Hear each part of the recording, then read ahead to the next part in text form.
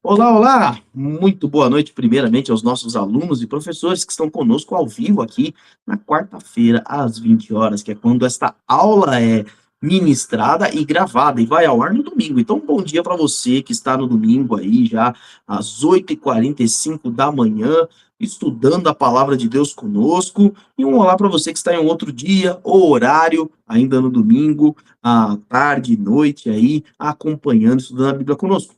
Caso você tenha alguma dúvida, caso você queira fazer algum comentário com a lição, deixe os comentários aqui embaixo. Não esqueça de deixar seu joinha, seu like, seu gostei, seu curtir e se inscrever no nosso canal. A gente tem a meta de chegarmos a 500 inscritos. Falta só 25. Então, participe conosco, compartilhe nas suas redes sociais. Antes da gente dar início, eu vou pedir a um dos nossos alunos que está aqui conosco, de abrir o seu microfone e nos dirigir a Deus em oração, para darmos início a este estudo. Então, por favor, alguns alunos aí, abra seu microfone e ore por nós, ore conosco. Pode orar. Obrigado, Senhor, por essa oportunidade que tu nos dás de estudarmos a tua palavra nesta noite. Obrigado pelo teu cuidado, obrigado pelas bênçãos, obrigado pelas alegrias que temos experimentado ao estudar a tua palavra. Fica conosco, dá-nos a tua unção, a tua presença e dá-nos sabedoria para guardar todos os teus ensinamentos. Oramos em nome de Jesus. Amém. Amém. Muito bem. Você já deve ter visto aí o título da nossa lição, está aqui embaixo, nós colocamos o título resumido aqui no YouTube, né? No YouTube está Tratamento para o Pecado. Existe tratamento contra o pecado? A gente tem tratamento contra uma série de coisas ruins, tratamento contra as doenças, por exemplo, então você tem de maneira preventiva, né? Então você pode fazer isso de maneira natural. A maioria das doenças que nós temos hoje em dia, elas são causadas por nossos maus hábitos, então sedentarismo, má alimentação. Então, com boa alimentação, com boa atividade física diária e constante, nós temos boa saúde. Então, isso é um tratamento preventivo, mas nós também temos as vacinas, né? As vacinas são tratamentos que são elementos que são injetados aí na nossa corrente sanguínea ou através das gotinhas para prevenir uma série de doenças.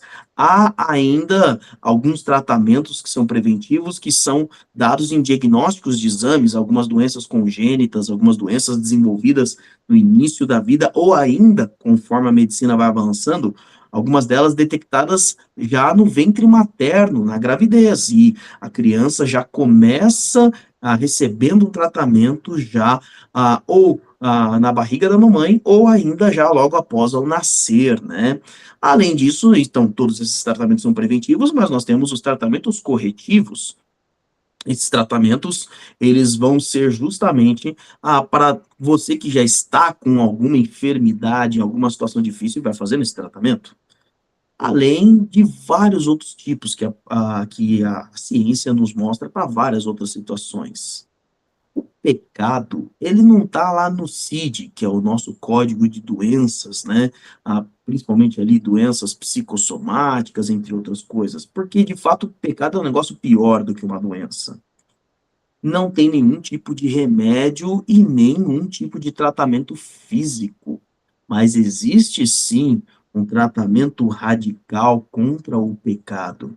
E nós vamos ler o nosso texto-chave de hoje, o texto base dessa lição, que está em 1 João. Estamos começando o nosso quadrimestre, estamos na terceira lição, em que estamos trabalhando as três cartas do apóstolo João. Estamos aqui ainda no capítulo de número 1. Então, abra sua Bíblia em 1 João, capítulo 1, versículo 9, e esse é o texto base de hoje. Diz assim: se confessarmos os nossos pecados, ele é fiel e justo para perdoar os nossos pecados e nos purificar de toda injustiça. Como objetivo para esta aula de hoje, levar a todos os nossos alunos, todos os que estão participando, a uma reflexão acerca da realidade do pecado na vida do cristão e que a confissão deste pecado a Jesus é algo necessário, o arrependimento e a santidade é o que, de fato, vão direcionar a vida do crente em Cristo, do discípulo de Jesus. E eu quero trazer aí um exercício para os nossos alunos. Então, vocês aí estão conosco aqui ao vivo, você pode participar também nos comentários, tá? Me fala um versículo decor. Então, se você puder aí, abra o microfone e liga a câmera, tá? Para a gente saber se você está lendo, hein? Um versículo não pode ser 1 João 1,9, que a gente leu aqui, tá? Mas me fala um versículo decor que tem a ver ou com perdão do pecado ou algo para evitar o pecado. Então, abra seu microfone e fale aí pra gente. Cria em mim, ó Deus, um coração puro e renova em mim um espírito reto. Salmo 51, 10. Perfeito, muito bem. Quem mais? Não mate, não mate, não cometa adultério, não roube e não dê falso testemunho. Isso está em Mateus 19, 18. Perfeito. Jesus está, aliás, esse episódio com o jovem rico o jovem rico está citando os mandamentos ali de Êxodo capítulo 20. Que mais? Que mais? Mais algum aluno? Mais um, vai, mais um. Um versículo decor. Marcos 15, verso 18. O filho perdido. Pai, pequei contra o céu e contra ti, não sou digno de ser chamado de seu filho. Muito bem, então, o versículo fala do filho pródigo. Muito bom, Anselmo, muito bom. Muito bem, queridos, obrigado aí pela participação de vocês. Não esquece de, pessoal, de fechar os microfones à medida que vocês forem participando, tá? Alguns eu já consegui fechar. Queridos, uma das coisas que a gente tem que ter em mente é justamente sobre esse tratamento contra o pecado. Existe o tratamento preventivo, que é justamente o que alguns irmãos fizeram aqui, que é o conhecimento da palavra. Nós temos aí o famoso salmo: escondi a tua palavra no meu coração para eu não pecar contra ti. Se esconder, obviamente, não é pegar, olha o tamanho dessa Bíblia aqui, ó, é do tamanho da minha cabeça, tá? Então, para você ter uma proporção real. Não é você pegar a Bíblia e, ó, colocar aqui, ó, embaixo da blusa, né? Não é isso, não. A palavra ali, esconder, é guardar. Guardei a tua palavra no meu coração para eu não pecar contra ti. Então, nós, para prevenirmos, a vacina contra o pecado é o conhecimento da palavra de Deus sendo usado pelo Espírito Santo. Gosto de uma fala que eu ouvi do pastor John Piper sobre o exercício da nossa fé. Sabe, às vezes a gente comete pecados, e principalmente aqueles pecados que a gente comete escondido, porque a gente ainda não crê, de fato, verdadeiramente, que Deus está ali, que ele habita em nós através do Espírito Santo, que ele é onisciente, que ele é onipresente. Você, por acaso, se é um pecado que tem a ver com relacionamento, tem a ver, que é contra o seu marido, que é contra a sua esposa, você faria isso do lado da sua esposa, do lado do seu marido? Não. Da mesma forma, se você realmente entendesse que Deus está ali, provavelmente também não faria. Essa é uma fala que o pastor John Piper nos ensina, que é muito interessante pensando sobre isso. Mas, quando a gente fala sobre esse tratamento, a gente tem que entender um pouquinho sobre o conteúdo da carta de João e, em especial, observar o conteúdo desta lição. Leia para mim, 1 João capítulo 1, versículo 5. 1 João 1, 5. Vamos dar uma olhadinha no conteúdo da mensagem e a missão a respeito dessa mensagem. Pode ler. Esta é a mensagem que dele ouvimos e transmitimos a vocês.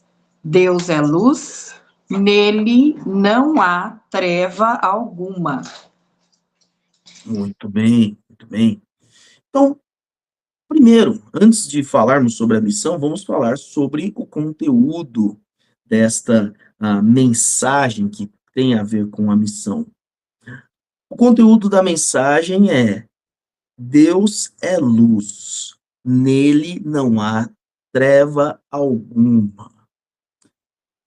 Esta frase, ela é fundamental para a gente entender quem é Deus, né? E você vê aqui tem o uso do verbo ser. Deus é luz. Não é apenas Deus tem luz. Deus criou luz. Deus compartilha da luz. Deus dá a luz.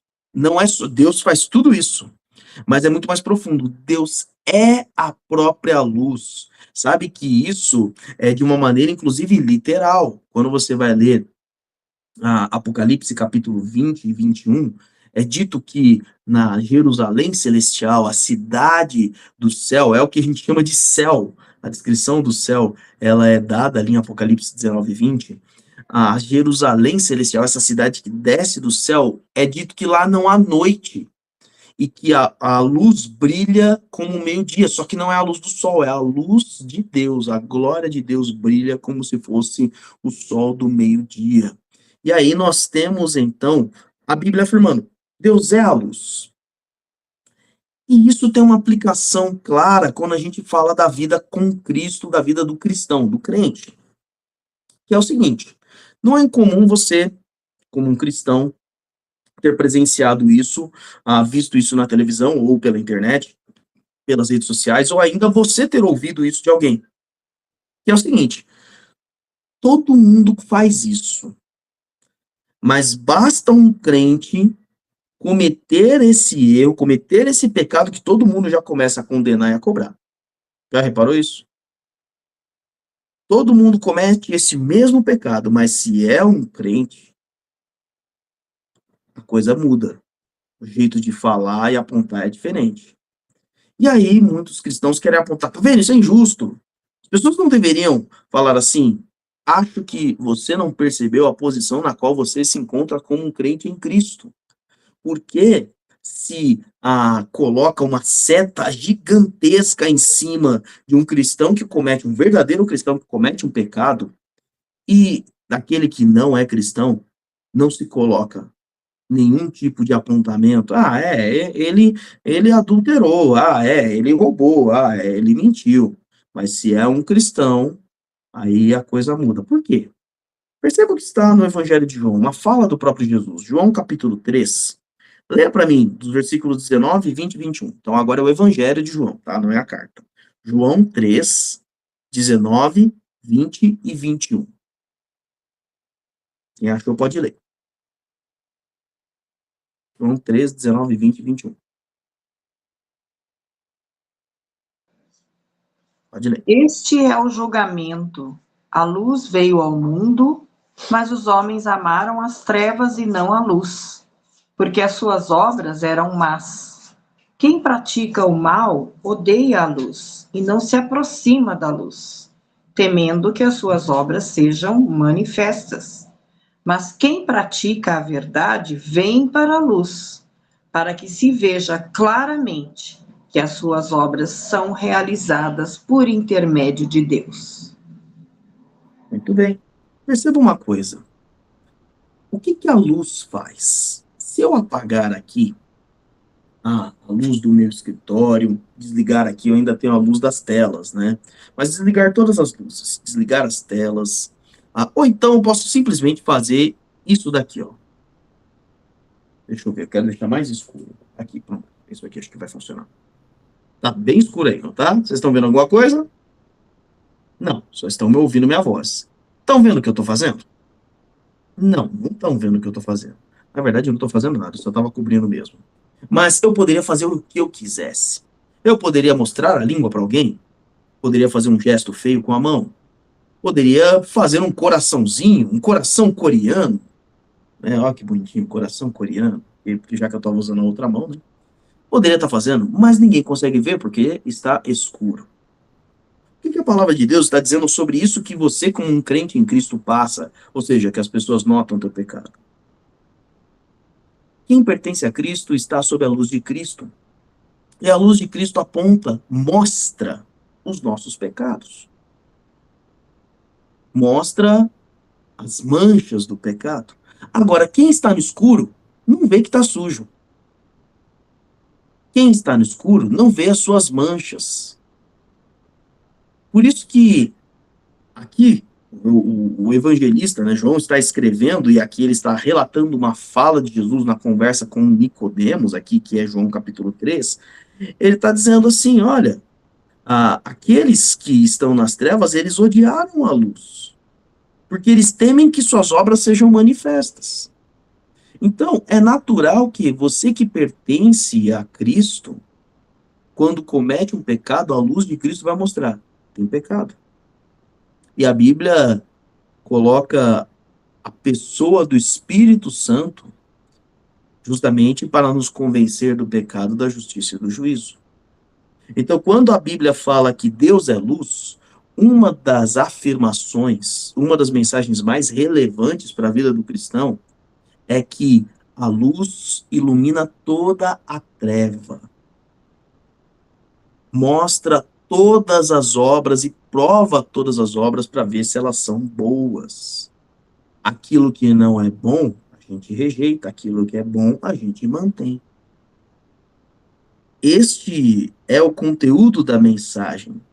E a nossa missão diante da mensagem? E a gente volta lá para 1 João, capítulo 1, versículo 5, onde ele começa falando da nossa missão. E ele diz: a mensagem que dele ouvimos e transmitimos a vocês. Então,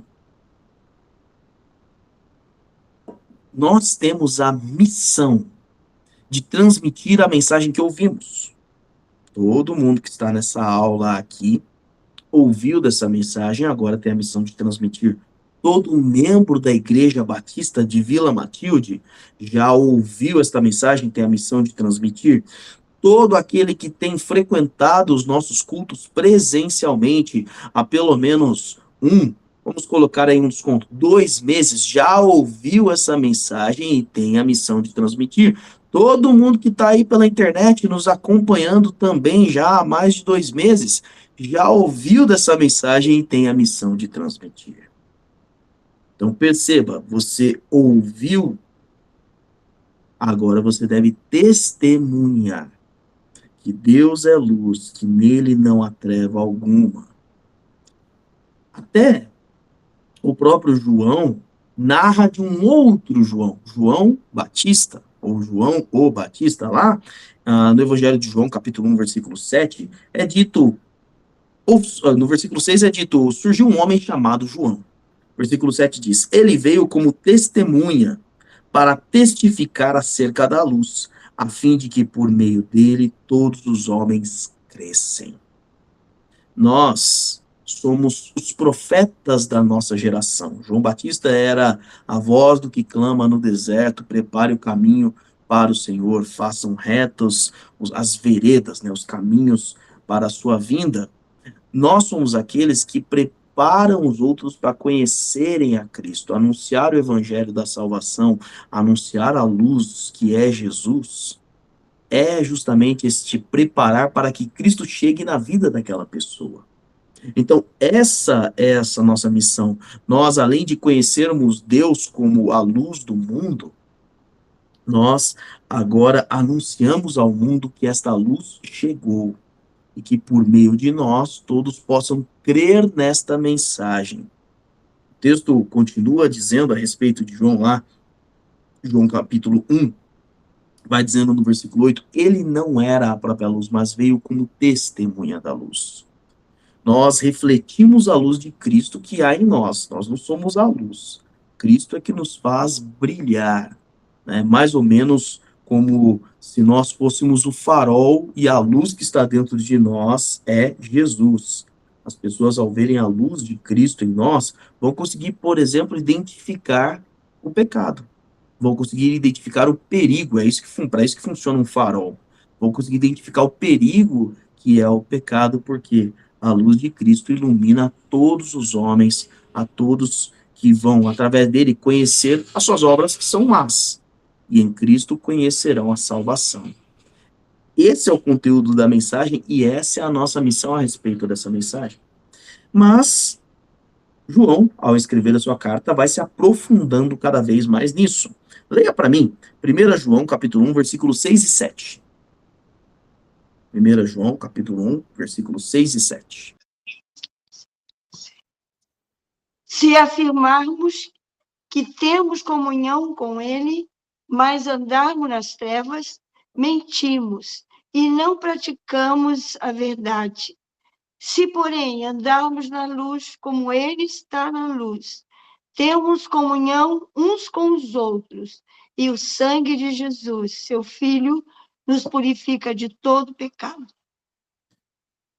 Andar com Cristo é andar como Cristo, é andar semelhante a Cristo, no caminho de Cristo.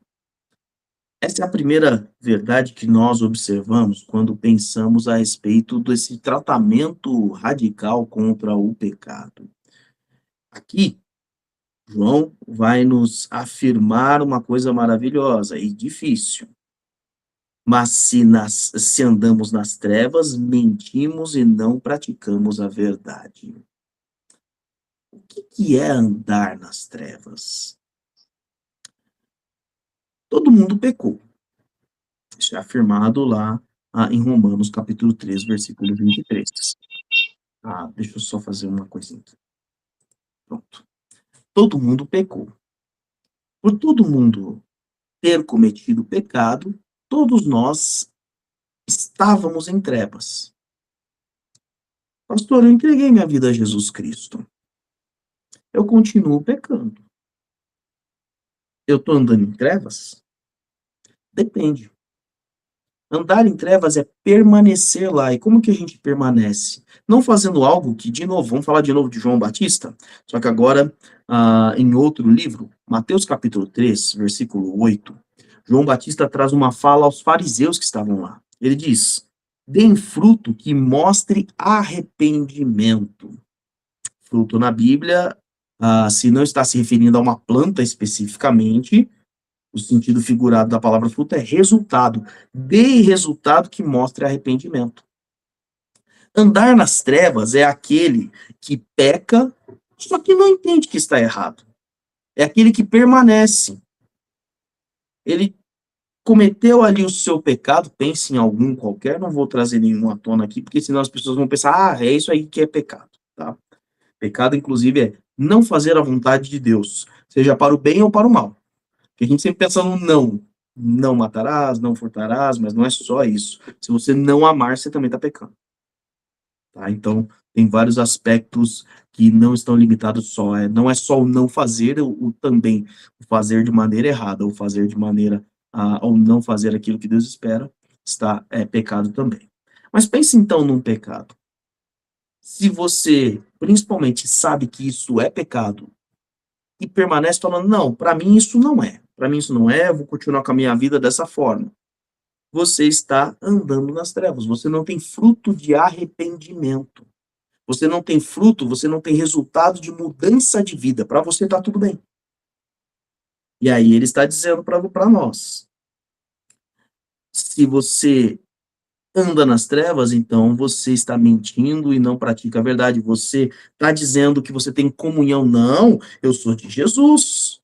Não, eu sou de Deus. Você já ouviu muita gente falando nisso, né? Não, eu sou de Deus, eu sou de Deus, eu acredito.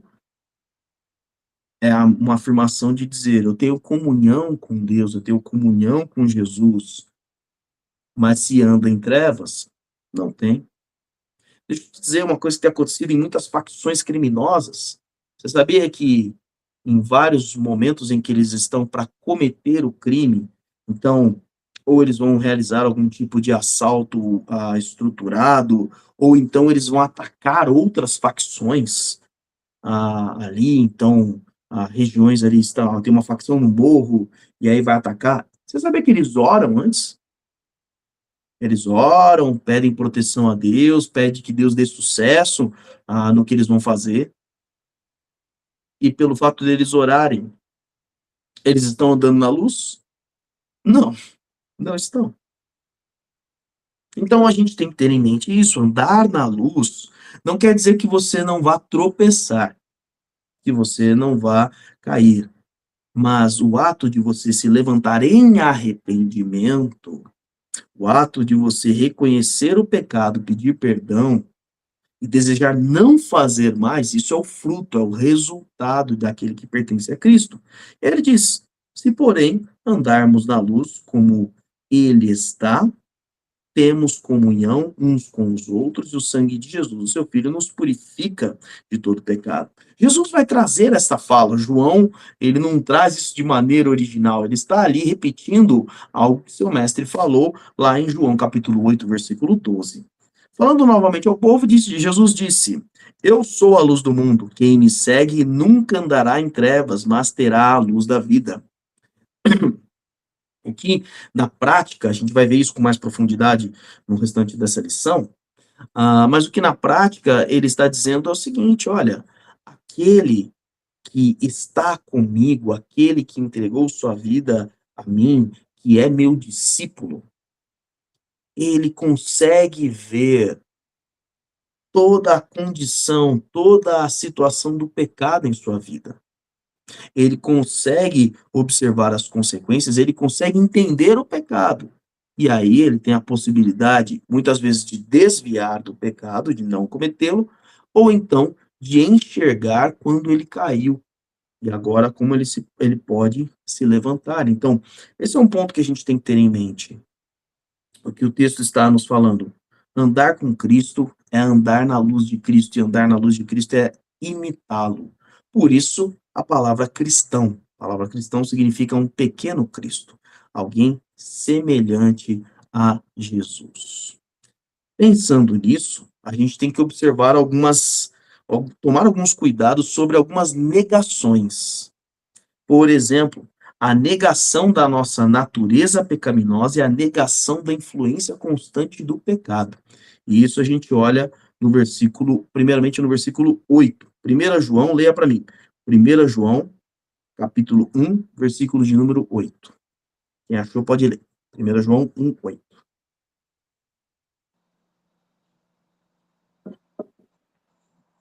Se afirmarmos que estamos sem pecado, enganamo-nos a nós mesmos, e a verdade não está em nós. Nós estamos olhando aqui em duas situações, tá? Primeiro o versículo 8, depois os irmãos vão ver o versículo de número 10. Existe o pecado. O pecado é o pecado que a gente chamaria de pecado original. Todo ser humano nasce em pecado. Todos pecaram. Não importa qual seja. Não importa qual foi o primeiro ou qual é o pecado que você cometeu agora. Quando ele está dizendo que estamos sem pecado, e ele está dizendo no singular, é justamente afirmar: não, eu não acho que eu estou errado, eu não acho que eu tenha pecado, eu não acho que eu tenha vivido de maneira errada. Eu não acho que eu tenha algum pecado de fato. Não, tem os meus erros. Já ouviu gente falando dessa forma? Tem os meus erros, assim, tem, mas não acho que seja um pecado, de fato. Eu acho que eu sou uma boa pessoa, no fim das contas. Eu não faço isso, sempre vi uma comparação. Eu não fiz isso como fez fulano, como fazem esses que estão aí em cadeia, ou como esses terroristas, ou como a pessoa sempre vai se comparando com aqueles a quem ela julga que são piores que ela.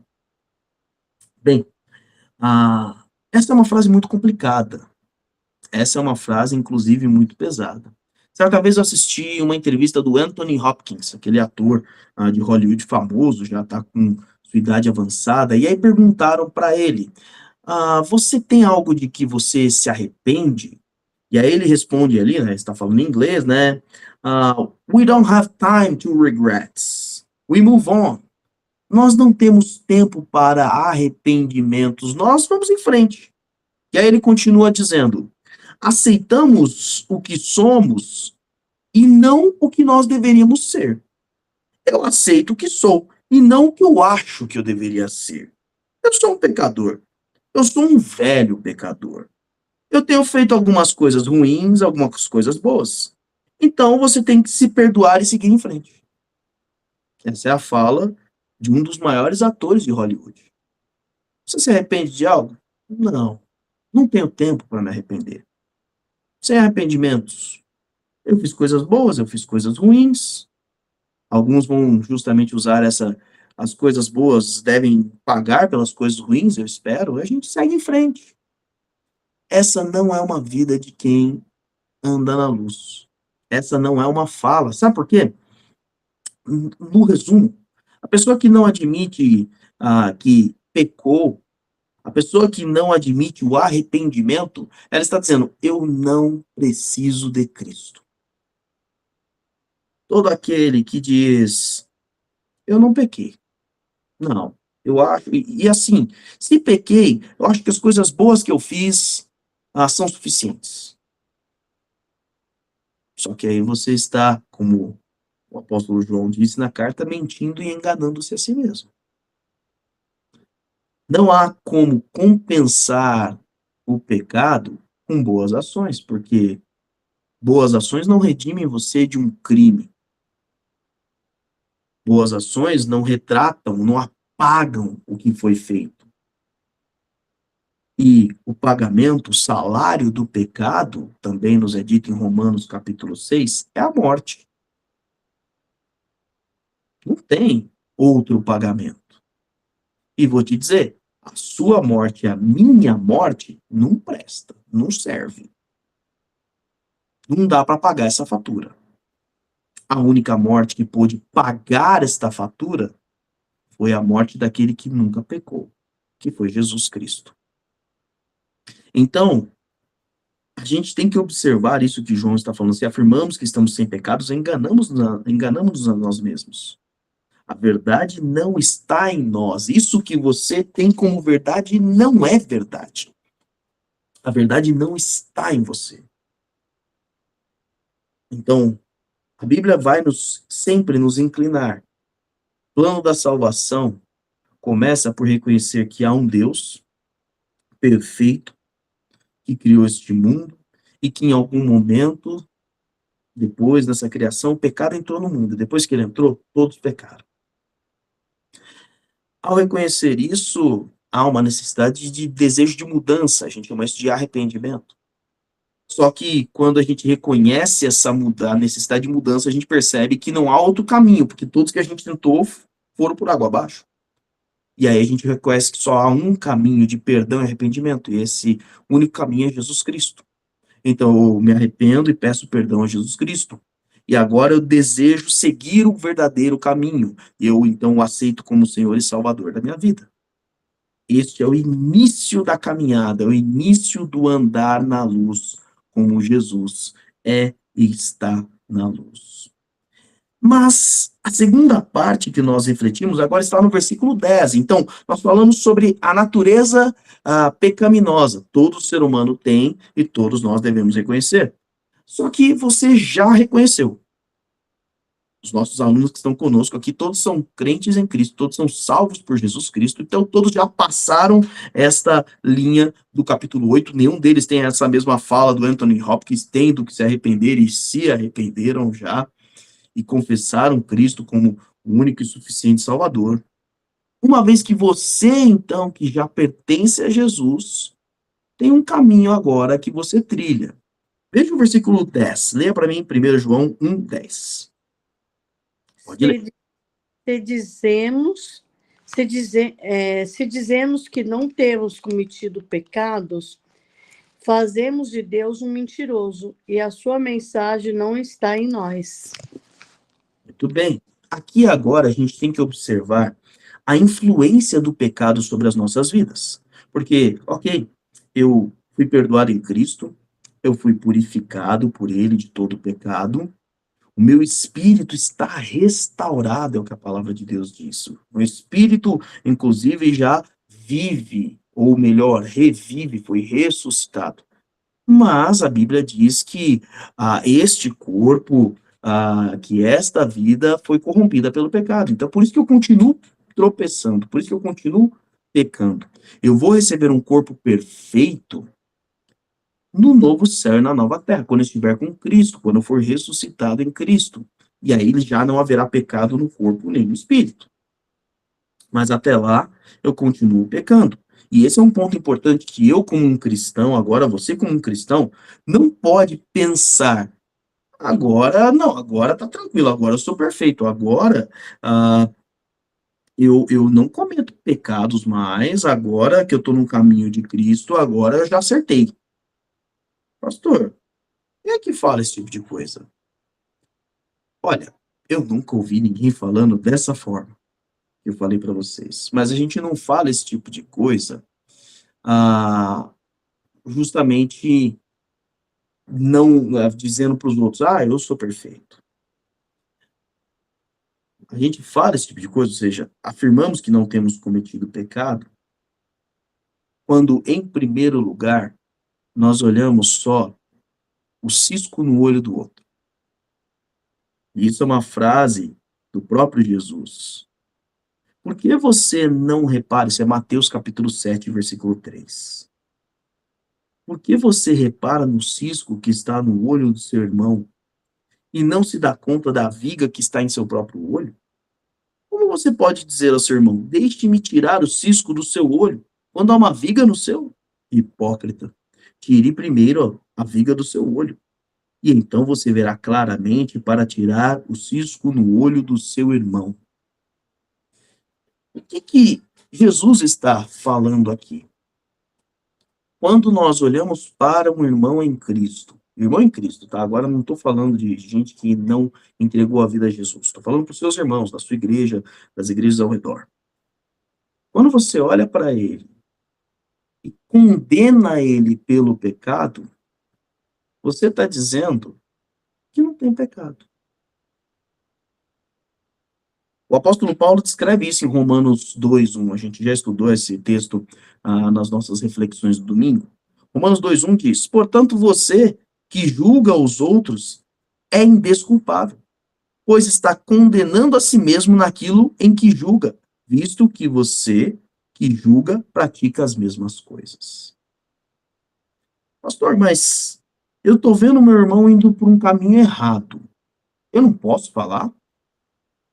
Seguindo o princípio de Jesus, pode. Se você tem seguido o caminho errado, você pede perdão a Jesus Cristo, você muda a direção, e aí você ajuda o outro irmão, dizendo, meu irmão, esse não é o caminho, olha, eu andei por esse mesmo caminho. E Deus conseguiu me dar a direção. Vamos andar juntos para o novo caminho? Vamos andar juntos em direção a Jesus Cristo, que é o nosso mestre? É diferente do, ô pastor, eu vi irmão fulano fazendo tal coisa.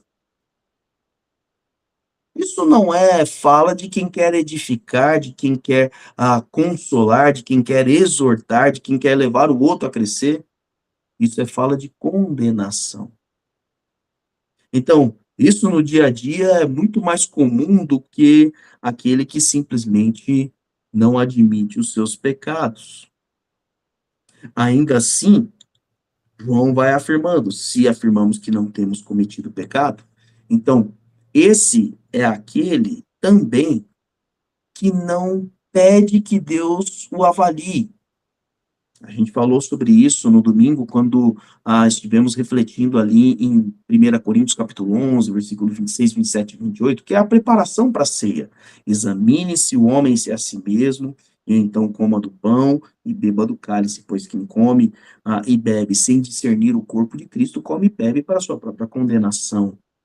Então, o tempo todo, você vai fazer orações como a de Davi, que pede para Deus, ali no Salmo 139, sondar o seu coração, provar os seus pensamentos, ver se há nele algum caminho mau e guiá-lo pelo caminho eterno. Essa é a postura do cristão. E é assim que a gente, toda vez que a gente deixa de fazer esse autoexame, deixa eu te dizer uma coisa, esse autoexame tem que ser diário. E deixa eu te dizer outra coisa, esse autoexame tem que acontecer mais de uma vez por dia. Nós, no nosso grupo, pequeno grupo de discipulado, estávamos justamente comentando ali, conversando sobre isso, e aí uma das coisas que a gente tem falado sobre o respeitar os períodos de silêncio. O que é respeitar o período de silêncio? A gente está com a vida muito ativa, e você pode olhar transporte público, a gente vê muito isso, no ponto de ônibus, dentro dos metrôs, que é onde a gente vê uma aglomeração maior, até mesmo no shopping, em restaurantes. As pessoas não conseguem mais ficar simplesmente observando o nada ou em silêncio. Elas sempre estão com alguma coisa, principalmente o celular. Sempre estão fazendo alguma coisa ali e simplesmente não param mais, simplesmente para ouvir os seus pensamentos ou observar o ambiente ao redor. E a gente estava falando sobre a importância de respeitar os períodos de silêncio, e aí dos rapazes lá do nosso grupo de discipulado falou: eu tenho usado esses períodos para fazer essa autoavaliação. E essa autoavaliação, ela vem em oração. A oração que Davi faz. Senhor, sonda o meu coração. Mostra-me se há um caminho mau. Nestas poucas horas, Senhor, eu cumpri o teu bom propósito. Nestas poucas horas, Senhor, eu fiz aquilo que o Senhor desejava. E Deus vai mostrando. E vai guiando ao caminho eterno. Encerrando nossa lição, vamos refletir no versículo base, né, o versículo chave. Leia para mim aí, 1 João 1,9. Se confessarmos os nossos pecados, Ele é fiel e justo para nos perdoar os nossos pecados e nos purificar de toda injustiça. Esse é o tratamento radical contra o pecado.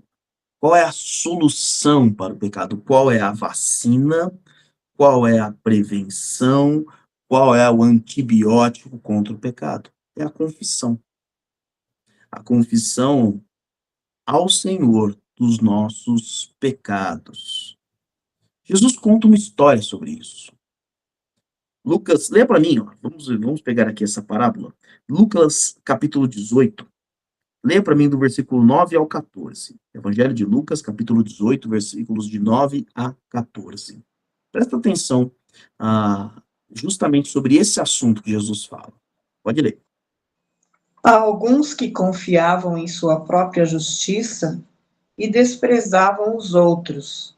Jesus contou esta parábola. 2 homens subiram ao templo para orar.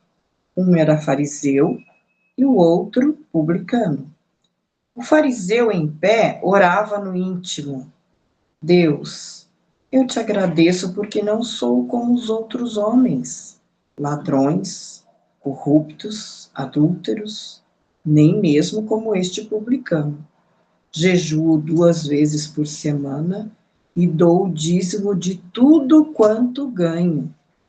Mas o publicano ficou à distância.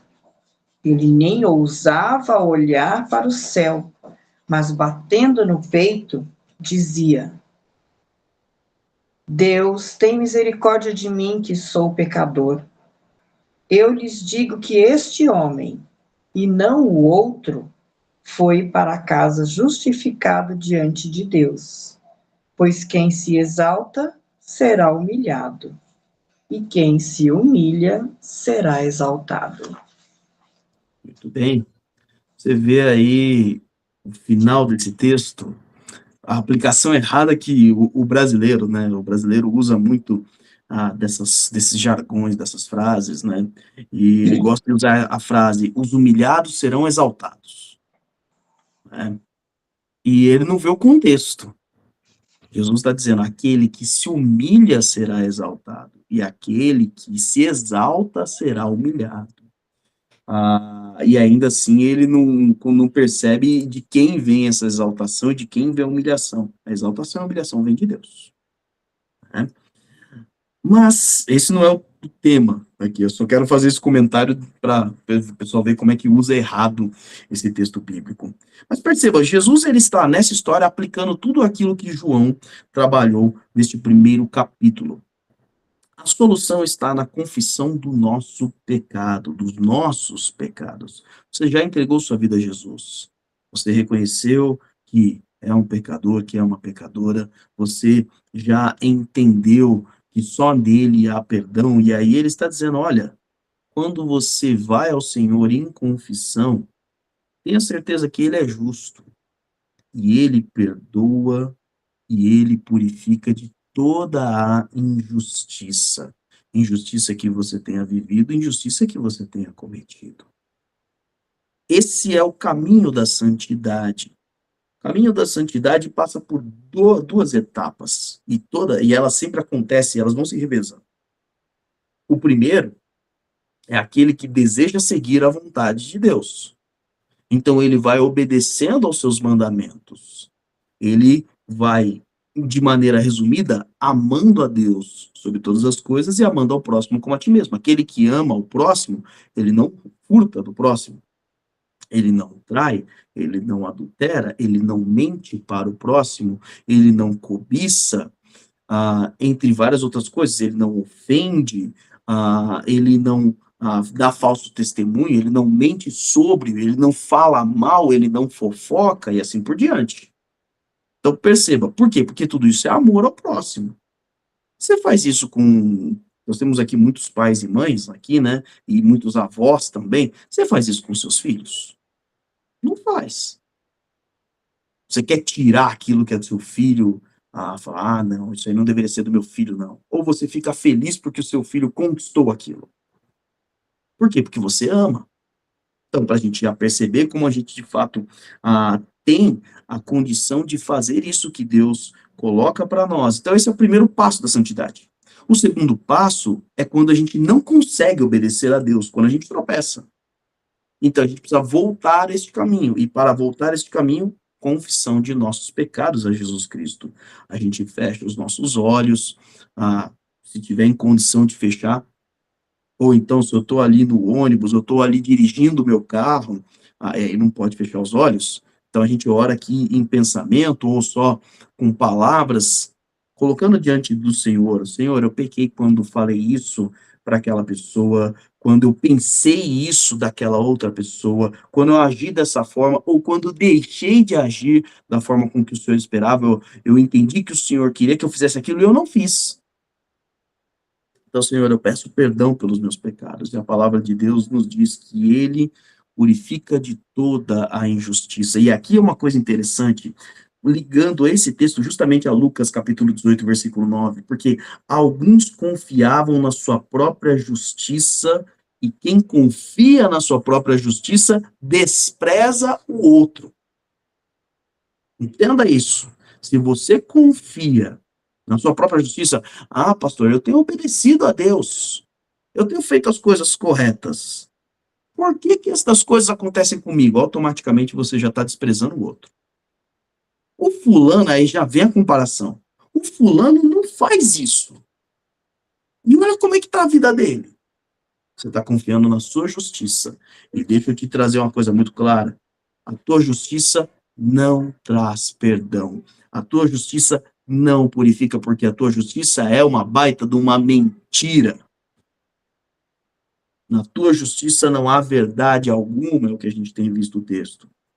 Agora, quando nós pedimos perdão ao Senhor, Ele nos purifica de toda a injustiça. De todo aquilo que a gente acha que é verdadeiro. E a gente tem que se achegar a Ele como se achegou este publicano. Você percebe a fala do fariseu lá? Deus, eu te agradeço porque não sou como os outros homens, que são ladrões, corruptos, adúlteros. Nem sou como este publicano. Nós estavam no mesmo local ali. E aí ele começa a dizer, eu jejuo 2 vezes. Eu dou o dízimo de tudo que ganho. Sabe qual é o problema desse tipo de fala? É que a pessoa que fala isso, ela se acha digna de todas as bênçãos do Senhor. E não se acha indigna de todos os males dessa vida. Então com ele tem que estar tudo certo. Com ele tem que ir tudo bem. Com ele não pode ir nada mal. Porque se for, ele vai falar, Senhor, mas eu jejuo. Senhor, mas eu dou dízimo. Senhor, mas eu oro. Senhor, mas eu obedeço. Por que comigo? O Senhor é injusto. A gente tem que tomar um cuidado quando o nosso coração está com esse tipo de fala, porque sobre aquele que é o único que a Bíblia declara o justo, Deus trouxe ele a condenação de todos os pecados. Sobre o seu filho, Deus trouxe a morte pelos nossos pecados. Isso é justo? Mas Deus escolheu exercer justiça naquele que não pecou, para que nós recebêssemos da justiça dele, para que ele nos purificasse da nossa injustiça. E é isso, queridos, que cura pecados. É isso que traz, que trata. Aí eu paro de olhar para o outro com um olhar de condenação. Eu começo a olhar para o outro com um olhar de misericórdia. Senhor, ele pecou. Mas um dia a tua misericórdia me alcançou. Senhor, que a tua misericórdia alcance ele. Que ele entenda que pecou. Que ele se arrependa do seu pecado e que ele conheça a tua graça perdoadora, salvadora, que ele seja purificado da injustiça. Percebe como muda a oração? Percebe como muda a fala? De fato muda, porque nós fomos purificados. E quem é purificado, dele só sai pureza. Quem está na luz, dele só sai luz. Então, o exercício de confissão ao Senhor deve ser constante. A nossa fala tem que ser a do publicano, como um homem que se julga indigno, porque de fato é. Ele não ousava olhar para o céu, é dito no versículo 13 de Lucas 18. Eu não sou digno de olhar para o Senhor, aliás, eu não sou digno de pensar, de olhar para onde eu penso que o Senhor está, né? Ele não olhava para cima, que é, quando a gente fala céu, a gente pensa justamente no que a gente vê aos nossos olhos. Mas ele batia no peito, tem misericórdia. Quando nós clamamos pela misericórdia, nós recebemos. E Jesus nos diz, em Mateus capítulo 5, que felizes são os misericordiosos, porque alcançarão misericórdia. Aquele que recebe pode dar ao outro. E aí a nossa forma de julgar muda. A gente julga sim, mas como Jesus vai colocar no Evangelho de João, nós faremos julgamentos justos, porque não somos nós julgando, é a palavra de Deus. E ao julgar, nós não condenaremos, pelo contrário, nós apresentaremos aquele que pode trazer salvação, aquele que pode trazer perdão. Nós poderemos trazer a estas pessoas solução. Nesse domingo passado, eu falei sobre a vida do Gabriel. Gabriel é um jovem que se perdeu no uso de toxinas, se tornou um dependente químico. A maioria das pessoas julga lá, família boa, os pais fizeram tudo por ele, fez coisas erradas, tomou coisas erradas, e olha aí. Não, tem que acabar com um menino desse. Tem que trancar na cadeia. Olha o que está fazendo com a família. Não. O Espírito Santo alcançou o coração do Gabriel de uma forma que ele reconheceu e falou, olha, isso aqui eu tenho que mudar, tem que ser esse caminho. E ele pediu ajuda aos pais, os pais misericordiosos foram atrás de um irmão piedoso da nossa igreja, e o nosso irmão piedoso, ao invés de dizer, isso aí tem jeito não, deixa que uma hora morre, e aí para de perturbar. Não. Entrou em contato conosco, falou, pastor, precisamos ajudar o Gabriel. E aí recebemos a notícia na semana passada que há 15 dias o Gabriel aceitou a Jesus Cristo, ele está há 2 meses em tratamento, vai seguir ali 1 ano em tratamento, mas se você olha a foto de quando ele chegou e a foto já de 2 meses depois, é outro menino. Mas por que foi restaurado? Porque irmãos entenderam que receberam a misericórdia do Senhor e estão compartilhando desta misericórdia. É este perdão que restaura, que justifica, que purifica. Não são os nossos julgamentos injustos, não são os nossos olhares de condenação. Então, que nós possamos, de fato, trazer esse tratamento radical contra o pecado. Que possamos trazer isso buscando o perdão do Senhor por nós e por nossos irmãos e por nossos amigos. Amém? Muito bem, esteja conosco hoje, você que está no, não hoje, quarta-feira, né, que é quando a gente grava, mas você que está no domingo, hoje nós estamos celebrando o Dia dos Pais, e na nossa live aqui, nós temos aí participando conosco, nós temos 3 pais participando conosco, 2 que já são pais na fase 2, né, já são avós, o irmão Miguel já está esperando para vir quando vier o bisneto, né, já está indo para a fase 3, Pastor Salovi Bernardo tá aí, irmã Emilson, tá aí com vocês? Então temos aí, ó, já na fase 4, né? Porque o pastor Salovi Bernardo é trisavô. Ele já foi pai, avô, bisavô e agora trisavô. Tá aí também participando. Deus abençoe você, papai, que tenha aí cumprido o chamado do Senhor no cuidado do seu lar. Beth Kleber tá aí contigo? Não? Então tá bom, tá trabalhando lá. Mas que Deus abençoe ricamente sua vida e que você continue buscando o caminho do Senhor na paternidade, sabendo que você representa o nosso Pai Celestial, foi colocado justamente para que este pequenino, esta criança, esse neto, esse bisneto tenha o primeiro contato com o amor de Deus através da tua vida, saiba o que é um pai maravilhoso, conhecendo a você e depois conhecendo ao nosso Senhor no devido tempo. Deus abençoe. Amém. Amém. Amém. Boa noite para todos. Até mais, Boa queridos. noite. Boa noite, irmãos. Nossa, Obrigado.